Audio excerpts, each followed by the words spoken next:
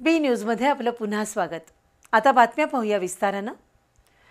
सोमवारपासून संपूर्ण महाराष्ट्रात पावसाचा जोर वाढला असून कोकण, मुंबई आणि मराठवाड्यात आभाळ फाटल्यासारखी पर्जन्यवृष्टी सुरू आहे। गेल्या 48 तासात झालेल्या मुसळधार पावसामुळे कोल्हापूर जिल्ह्यातील सर्वच नद्यांच्या पाणी पातळीत झपाट्याने वाढ झाली आहे। गेल्या 24 तासात कोल्हापूर जिल्ह्यात सरासरी 65.5 मिलीमीटर पाऊस झालाय, तर पंचगंगेची राजाराम बंधाऱ्यावरील पाणी पातळी 37.5 फुटांवर गेली आहे। राधानगरी धरणाचे 7ही स्वयंचलित दरवाजे खुले झाले असून पंचगंगा नदीचं पाणी आता गायकवाड वाड्यापर्यंत आलंय। संभाव्य पूरपरिस्थिती गृहीत धरून जिल्हा प्रशासन सतर्क झालं असून नागरिकांनी प्रशासनाच्या सूचनांचं पालन करावं असं आवाहन जिल्हाधिकारी अमोल येडगे यांनी केलंय। अजून 2 दिवस पावसाचा जोर कायम राहण्याची शक्यता आहे।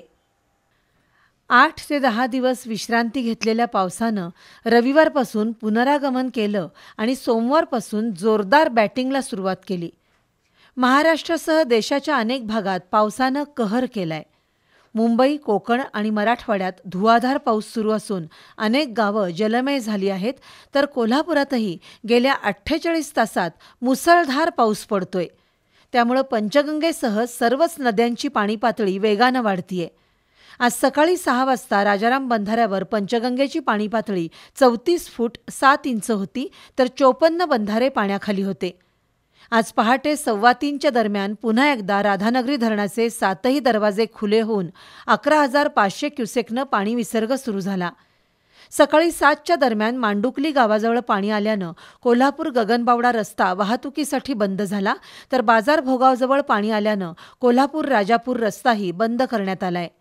आज दिवसभर अंधारलेल्या ढगाळ हवामानात पावसाच्या जोरदार सरी कोसळत होत्या।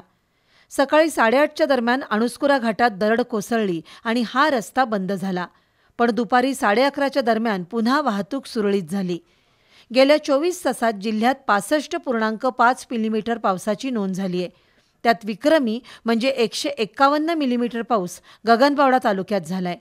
आज दुपारी 3 वाजता पंचगंगेची पाणी पातळी 36 फूट 5 इंच झाली होती, तर संध्याकाळी 7 वाजता हीच पाणी पातळी 37 फूट 7 इंच झाली। जिल्ह्यातील 80 बंधारे पाण्याखाली गेले असून एका दिवसात राजाराम बंधाऱ्यावरील पाणी पातळीत 8 फुटांनी वाढ झाली आहे। पावसाचा जोर आणि धरणातून होणारा पाण्याचा विसर्ग लक्षात घेऊन जिल्हा प्रशासन संभाव्य महापुराला तोंड देण्यासाठी सज्ज असल्याची माहिती जिल्हाधिकारी अमोल येडगे यांनी दिली। अलमट्टीमध्ये काल सकाळी जो 20,000 क्युसेक्स एवढा विसर्ग होता, तो टप्प्याटप्प्याने वाढवून आता 1,75,000 क्युसेक्स एवढा विसर्ग करण्यात आलेला आहे। कोयना धरण आणि वारणा धरणातील विसर्ग जसा वाढेल तसा अलमट्टी धरणामधील विसर्ग वाढवण्याबाबत अलमट्टीच्या प्रशासनाशी आम्ही संपर्कात आहे आणि कोयनेतून आणि वारणेतून येणारा विसर्ग लक्षात घेऊन कुरुंदवाड शहर असेल, शिरोळ तालुकामधील जी गावं असतील त्या ठिकाणच्या ज्या लेवल आपण नेहमी मॉनिटर करतो त्या लेवल आपण मॉनिटर करत आहे आणि पाऊस परिस्थिती पाहून हे येणारे विसर्ग पाहून ज्या ज्या ठिकाणी लोकांना शिफ्टिंगबाबत माहिती द्यावी लागेल ती ॲडव्हान्समध्ये माहिती दिली जाईल। आज सायंकाळी पंचगंगेचं पाणी शुक्रवार पेठेतील गायकवाड वाड्यापर्यंत आलं होतं। आज रात्रभर पावसाचा जोर कायम राहिला, तर शुक्रवार पेठ ते ब्रह्मपुरी हा रस्ता पाण्याखाली जाऊ शकतो। दुसरीकडे दूधगंगा, वारणा, कोयना अशा सर्वच धरणातील पाण्याचा विसर्ग वाढल्यानं कर्नाटकातील अलमट्टीमधून 2 लाख क्युसेकनं पाणी विसर्ग सुरू झालाय। दरम्यान जिल्हाधिकारी कार्यालयात याबाबत आढावा बैठक झाली। हिप्परगी आणि अलमट्टी धरणातील पाण्याच्या विसर्गासंदर्भात कोल्हापूर, सांगली आणि कर्नाटक राज्याचा योग्य समन्वय आहे। आणखी 2 दिवस पावसाचा जोर कायम राहणार असल्यानं नागरिकांनी दक्षता घ्यावी असं आवाहन पालकमंत्री प्रकाश आबिटकर यांनी केलंय। सद्यस्थितीमध्ये आणखीनही 2 दिवस पुराच्याबद्दल पाऊस अजून सुद्धा पडेल अशा पद्धतीची परिस्थिती आहे।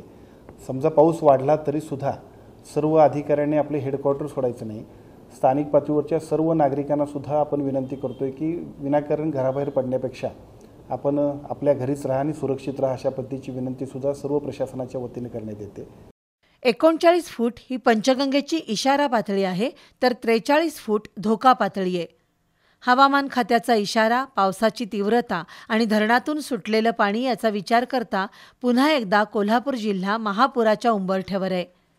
दरम्यान काळम्मावाडी धरणातून 20,000 क्युसेक पाण्याचा विसर्ग होत असल्यानं नदीकाठची शेतपिकं पाण्याखाली गेली आहेत। तालुक्यातील फेजिवडे, गुडाळवाडी आणि आवळी या गावांमध्ये महापुराचं पाणी घुसल्यानं 8 कुटुंबातील 24 व्यक्तींचं सुरक्षित स्थळी स्थलांतर करण्यात आलंय. दरम्यान इचलकरंजी परिसरासह सर्वत्र पावसाची रिपरिप सुरू आहे. इचलकरंजीतील पंचगंगा नदीची पाणी पातळीही झपाट्यानं वाढतीये. सोमवारी नदीवरील लहान पुलाला लागून पाणी वाहू लागल्यानं वाहतुकीसाठी हा पूल बंद करण्यात आलाय. यावर्षी पावसाळा सुरू झाल्यापासून प्रशासनानं 5व्यांदा नदीवरील लहान पूल वाहतुकीसाठी बंद केलाय. गेल्या 24 तासात तब्बल 4 फुटांनी वाढ झाल्यानं पाणी पातळी संध्याकाळी 59 फुटांवर पोहोचली आहे. नदीकाठावरील पुरातन महादेव मंदिर, श्रीमंत घोरपडे सरकार समाधीस्थळापर्यंत नदीचं पाणी पोहोचले. प्रशासनानं आपत्कालीन मदत कार्यासाठी यांत्रिक बोटीसह आपत्कालीन यंत्रणा सज्ज ठेवली असून नदीकाठावरील नागरिकांना सावधानतेचा इशारा दिलाय. दुसरीकडे इचलकरंजीतील जयहिंद मंडळाजवळील रेयॉन पेट्रोल पंपाजवळ असलेलं जुनं झाड आज सकाळी उन्मळून पडलं. उंच असलेलं हे झाड पेट्रोल पंपाच्या पत्र्याच्या शेडवर आणि दुचाकीवर पडल्यानं नुकसान झालं असून इलेक्ट्रिक वायर्स तुटल्या आहेत. दरम्यान गगनबावडा तालुक्यातील बोरवेट इथल्या 30 वर्षीय कल्पना आनंदा डुकरे या 7 महिन्याच्या गर्भवती महिलेला प्रसूतीसाठी कोल्हापुरातील CPRमध्ये आणताना खोकुर्ले गावाजवळ मार्ग बंद असल्यानं रुग्णवाहिका अडकली. याच ठिकाणी रुग्णवाहिकेतच कल्पना डुकरे यांची प्रसूती झाली, मात्र बाळाचा मृत्यू झाला. रुग्णवाहिका वेळेत कोल्हापुरात पोहोचू न शकल्यानं बाळाचा मृत्यू झाल्यामुळं हळहळ व्यक्त होतीये. अशा घटनांची पुनरावृत्ती टाळण्यासाठी ग्रामीण रुग्णालयात अत्यावश्यक वैद्यकीय सेवा, तज्ज्ञ डॉक्टर आणि आधुनिक साधनसामग्री उपलब्ध करण्याची मागणी होतीये.